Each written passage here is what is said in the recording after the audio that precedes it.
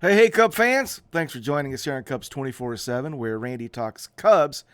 We're going to talk a little bit about our situation with free agency, where we are. There's been some moves, and it's really kind of winding down a little bit. I mean, we're almost into February here, and I just checked the free agent list, and we're really kind of down to just a few options. So I just wanted to sort of revisit where we are, sort of reboot. And let's start with the pitching staff. Earlier this week, I did a video on the 7 veteran free agent pitchers that we signed. And as I was doing it, I really wasn't seeing the big picture. Now that I've kind of been past it, and I really like it. I think it does for us what we need. It's an insurance policy. I love our pitching staff. I love our kids. I love our prospects. We've got a lot of young arms, Jordan Wicks and Wesneski and Cade Horton, and it goes on and on. Guys that I'd like to see get a chance. But at the same time, do you want to go into a season where, in my mind, we're not rebuilding. We're looking to win in 2024. And I think those 7 veterans give us a little bit of an insurance policy, so we don't have to depend on prospects. I don't want to depend on the prospects. I want to give the prospects a chance, but I don't think we want to be in a situation where we can depend on them. So those 7 guys that we just signed to those minor league deals give us that backup where we don't have to go down into a prospect and really need a prospect to carry us. So I really like it.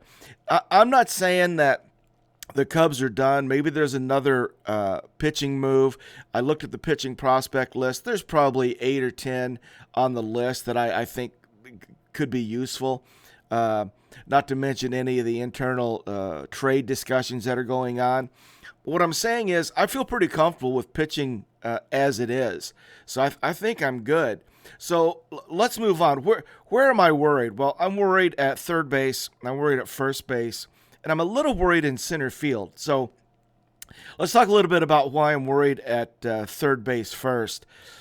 Nick Madrigal being my everyday third baseman, I just can't get on board with it. I just don't like it.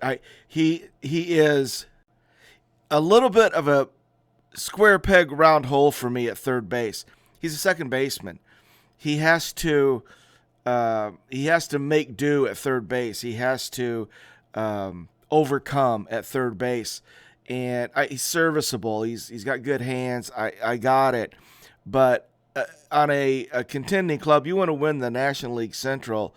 Is Nick Madrigal going to be our first third baseman every day that does that?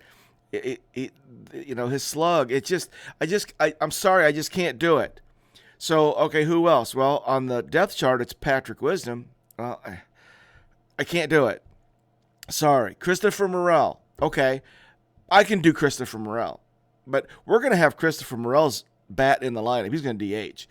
Christopher Morel, everything that I've seen up until now tells me Christopher Morel is probably going to be our DH. They've targeted him for that. I wouldn't mind seeing him get some play at third base if he could play there at all, or at least give him some time to improve. And then Miles Mastrobuoni. I don't see Miles playing that. Miles is on the 40-man roster. I just don't know where Miles is going to get any time. If you're going to play Miles or Nick, it looks like they like Nick better. So if we're not going to play Nick, we're not going to play Miles. And then the other one is Michael Busch. He still doesn't show up on the depth chart anywhere, but he's more of a first baseman, I think. They've got him sort of targeted over there.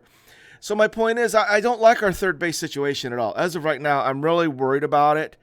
So free agent-wise, what do we have? Well, Justin Turner just signed a 1-year contract with the Blue Jays, $13 million for 1 year. We've still been talking a lot about Matt Chapman, and Matt Chapman, 31 years old. The value on him is somewhere around $17 million, and I just don't know if they want to do that. But Matt Chapman, as of now, is still in play. There's still a lot of discussion about him possibly coming with the Cubs. Same way with Cody Bellinger, that the discussion is there. So the 2 free agents that are still front and foremost in discussions is Matt Chapman and Cody Bellinger. Well, Matt Chapman at third base. The other guy that is a a free agent still, is Evan Longoria. And Evan's 38. And I guess the question is, are we going to go with Nick or are we going to do a trade? And I saw a lot of discussion about Seattle being interested in Nick, but Seattle has done a trade and they've acquired that infielder. So that discussion has gone away. So I don't see anything in the works with Nick as far as a trade right now. But if we're going to bridge the gap between who we have at third now and maybe a Matt Shaw, an older guy like Evan Longoria might be a stopgap. But Evan is available. His value is estimated at $7 million a year. So, guys, that's where we are. Justin Turner was sort of the stopgap type guy. He went 1 year for $13 million to the Blue Jays. So I'm worried for us at third. I don't know as of now what that's going to look like. But those are the guys that are left. These are the guys that we have in-house that they're talking about. Now, let's move to first base. I'm equally worried at first base. The depth chart only has Patrick Wisdom at first base, and I just don't believe that's the plan for first base. So what is the plan? Well, you've got Matt Mervis and you got Michael Busch. Those are the two guys that we have on the 40-man roster that if nothing is done, if no trades are made, that's probably who we're going to be looking at, one of those two at first base. There are some first basemen still available.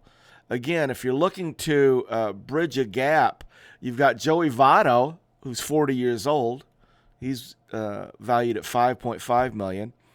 Will Myers, 33 years old. You've got Brandon Belt, 35-year-old lefty. He's $12 million value. So there are some first basemen available, but only if you're looking for a stopgap, right? It's just on that list. There's nothing there that really makes sense long term.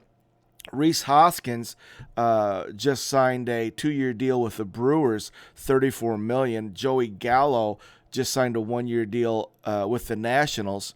Rowdy Tellez, if you are a big Rowdy Tellez guy, signed with the Pirates for $3.2 million. So, you know, it's starting to look like if you go Bellinger and you go Matt Chapman, I think that turns us into a serious contender for the National League Central.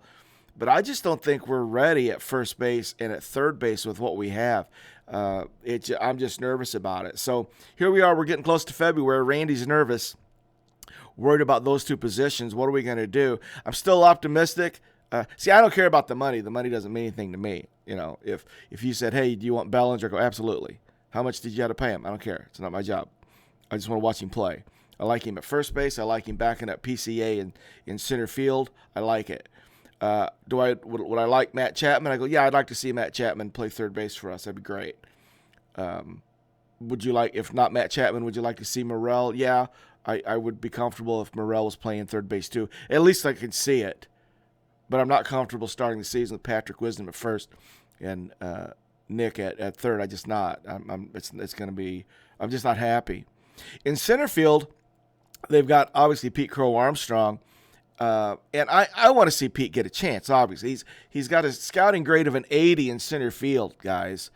I mean, if he's an 80, a center fielder who just catches everything, that's worth a lot to me.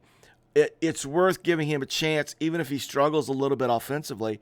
But backing him up, we got Mike Tauchman. So if PCA struggles a little bit, there's talk.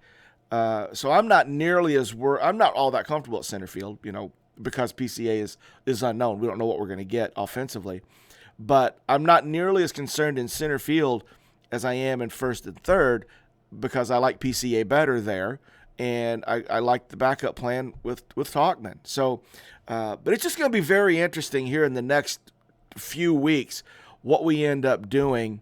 And I've been watching. It's like every day I watch this tracker, this free agent tracker, and I don't know what's going on with Bellinger. I don't know if I think what they're doing is he's holding out for center field money, and I think if the Cubs bring him in, they're going to try to give him first baseman money. I think that's probably the situation with them. So that's where we are as of now. And I looked at the 40-man roster, And I don't see anybody on there other than what we just discussed. Busch, Mervis, that's Morel for third base, Mervis at first possibly. So I think we're light. I think there's moves to come. I think there's stuff in the works that we don't know about. And until Bellinger signs with another team, I'm optimistic. Same way with Chapman. Until both those guys ink somewhere else, because their options are becoming limited as well. So I don't know. I think maybe Jed has been playing a little game of chicken with Bellinger for sure. But we'll see. Anyway, that's where we are. That's the update. Hope you enjoyed it, and I'll be back very soon with any breaking news. And then go Cubs go.